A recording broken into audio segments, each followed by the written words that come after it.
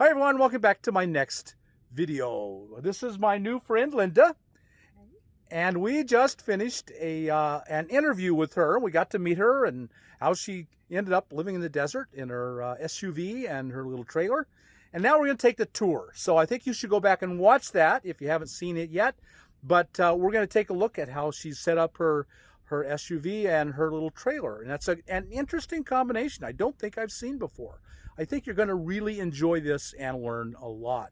So let's go ahead and do that and go take the tour. Nice. Under here I have a little fridge, some storage, little potty in case that happens during the night. Just a very pleasant little bed to sleep on, and yes, the things you need to. It's actually very long. The mattress is 23 inches wide, so that leaves a lot of room on the side. Yeah, that's very comfortable. I do a lot of sewing and quilting. My sewing machine is under here. Oh wow, you're carrying your sewing machine. Yes, sewing machine, and then just winter blankets and that type of thing under there. Yeah, and you got to have keep those. Everything covered for the dust. Yes, yeah.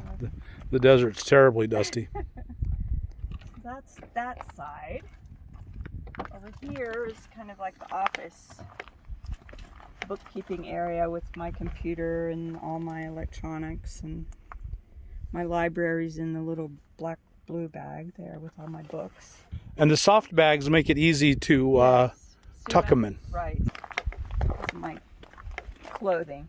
Just keep those in duffel bags. So when I need to make a run for groceries or something, those two bags just go in the back. And you've kept all the seats in. Yes. Because you're thinking of upgrading. Yes. So for resale value, you got to keep your seats in. Right.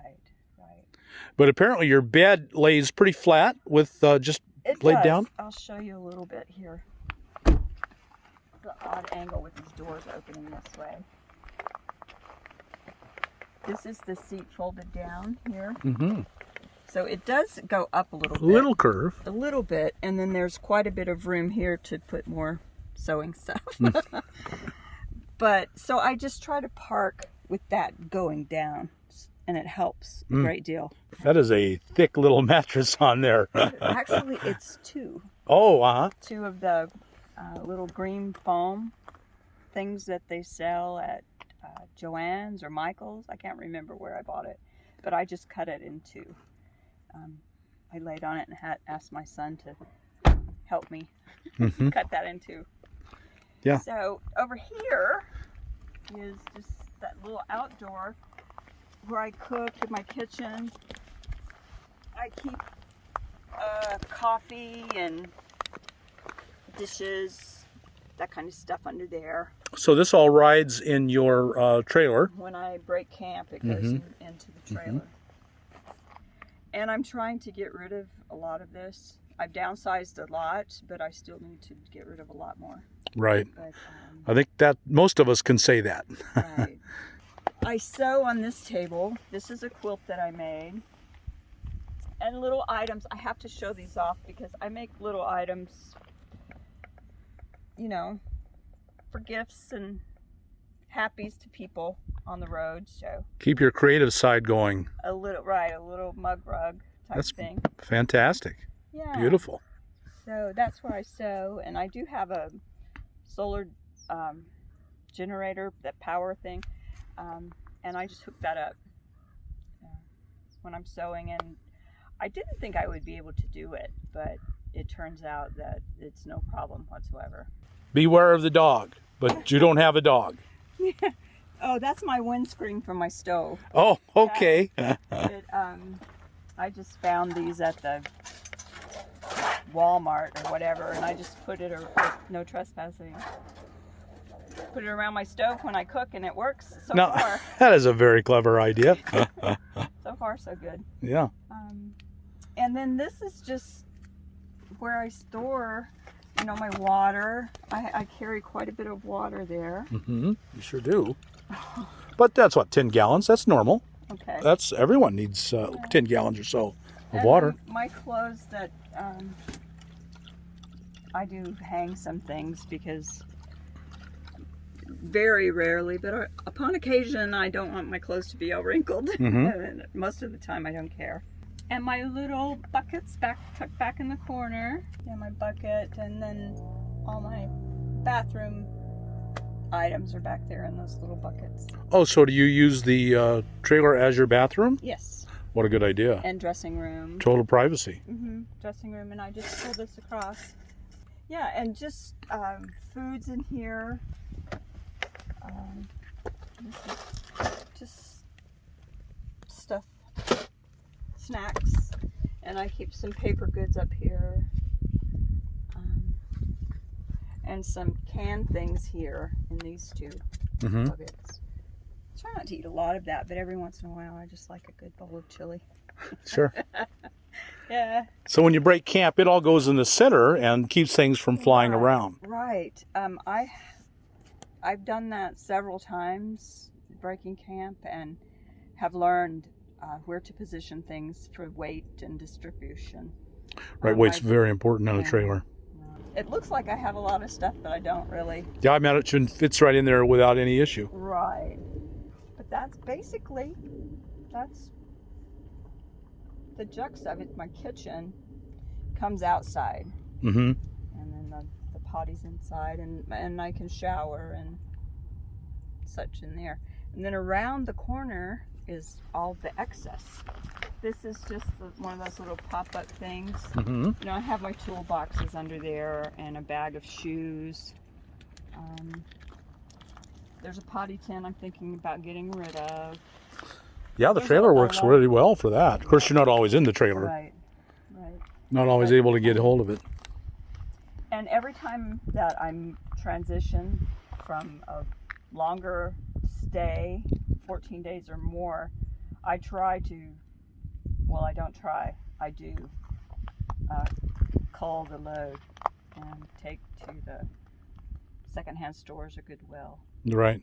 If I haven't used it twice in breaking camp, then I don't think I need it, and that's been my rule of thumb. And so you have, we talked in the interview that you're planning an upgrade. Right. This is a great way to start, but maybe not the way that you'll continue. No, not long term. But I don't want to have to go through 6 rigs to find the right rig. Right. Hopefully I can learn from other people's experience. And I've been referred to a gentleman that does have the truck that I think I want, and I was able to talk with him a little bit about why he chose that particular rig. There's always help out there if you just ask. There sure is. It's an incredibly helpful, caring community. Right. Well, I guess that's a good question. Have you been lonely? No. And I thought I might be. When I first started out with the nomads that invited me on the road, Cliff, there was an adjustment there, you know, with the COVID and everything, keeping distance, and I was a little nervous, and I didn't know what to do or what to expect, but it's worked out fine, and I'm not lonely. I'm not lonely at all. Yeah. And if I do, I haven't been yet, let me say that. Not yet. Well, it's easy to find friends, you know, for the most part, for most of us. Right. And I have to ask, this is mandatory, how are you going to the bathroom? The bucket. The bucket's inside the trailer. In the trailer. And how are you showering? Staying clean. Staying clean. I did my shower and my hair this morning, and I just use a bucket and my water's in that. I just refill that with water and a washcloth and a towel, and I just, from head to toe with the washcloth. Yeah, just a bucket of water inside the trailer, and it's perfect. Yeah, sponge bath, just a little sponge bath. And so how are you supporting yourself? You're on a retirement? I am. I try not to use that. I sold my house, and, you know, I've been trying to be very frugal with my income, my money. Try to keep every penny in the bank that I can. I am not 62 yet, but the minute I turn 62, I will start drawing, hopefully, it will still be there. Right. I draw some type of Social Security as well. And the SUV tows the trailer okay? So far, so good. I know that it's not good for the car it's a 4-cylinder. Did not have the tow package on. I had that installed before I left the Southeast. But it hasn't overheated. The temperature gauge has not moved. There's nothing smells funny or burning, or the transmission shifts. I don't drive too fast, even up the hills. If I 25, 30 miles an hour, if I have to. Right. Fine. Yeah. I just put the flashers on, and I've been over some pretty high mountains. So do you mind if I ask how much you paid for the trailer? It was just under $2,000. Just under, just over. I can't remember the exact amount right now. But it's just the perfect size for towing behind an SUV. It is. It's perfect. And I try not to overload it. You know, I've been trying to discard and even lighter. Yeah, that's an ongoing deal for most of us. Right. But if I had the truck with the camper, that would alleviate most everything inside there. Yes. Yeah. So that's what you're thinking about moving to, is a 4-wheel drive truck with a camper. Yes. Yeah. Preferably one that I can stand in. Yeah. It doesn't have to be too spacious, just enough. I can stand in that, but I have to bend my head just a little bit. I have a battery. Well, it's not unlocked.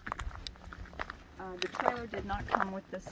I had this put on in Chewelah, Washington. It is unlocked. I found a fabricator, a little welding shop in just outside of Chewelah, and he put this on. Bought it from Harbor Freight, and he put it on. Nice. That really is a great place for a battery. And that was all I had when I first hit the road to charge anything, was this battery. And I had it in the car, in the floorboard of the passenger side, and I'd have to take it out, and it's very heavy. Mm-hmm. I looked at it as good exercise. I dream of having 2 batteries in here that will charge the solar power up top. Right. Right, that's ideal. Right.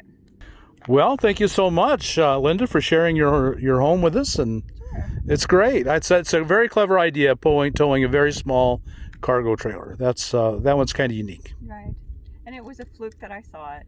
It was just in passing. Right. Something for a lot of people to consider. It makes the SUV so much more comfortable. Right. Living out of it in a really nice camp is not, that's good times. Right. Not a hardship. Okay, well, thank you so much, Linda. I appreciate it. You're welcome. It's a great story and a great home. Thank you. Great. You're so welcome.